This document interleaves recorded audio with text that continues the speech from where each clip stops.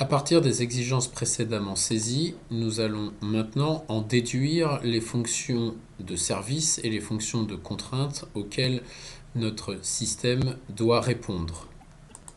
Je viens de rentrer dans la situation de vie de démarrage ou de roulage à basse vitesse. J'y retrouve mon exigence fonctionnelle et de cette exigence fonctionnelle, je vais en déduire une fonction de service. Cette fonction de service va être que le véhicule permet de se déplacer à basse vitesse. Et je vais allouer mon exigence à ma fonction par un mécanisme de drag and drop. Je vais répéter cette action sur les autres situations de vie de notre système et je vais vous proposer une vision d'ensemble de cette étape d'analyse fonctionnelle. J'ai maintenant terminé de saisir l'ensemble des fonctions de service et des fonctions de contrainte et nous pouvons, par le mécanisme d'expand, voir le contenu des différentes situations de vie et avoir une vision globale de notre système, comme ceci. Nous allons maintenant rentrer un peu plus dans le détail de la définition de nos fonctions. Nous abordons maintenant la dernière étape de la spécification de notre système. Nous avons précédemment identifié les fonctions de service et les fonctions de contrainte. Maintenant, nous allons définir comment il va interagir avec l'environnement. Pour ce faire, nous allons ajouter des contextes systèmes ou les systèmes environnants. Donc, notre véhicule va interagir avec un conducteur d'un côté, avec la route de l'autre.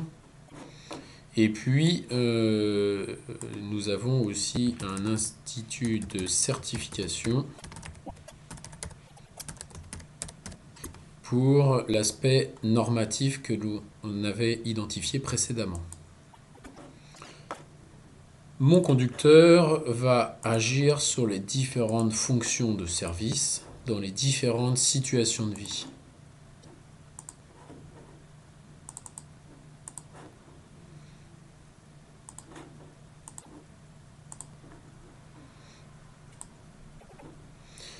Et mon système va interagir avec la route.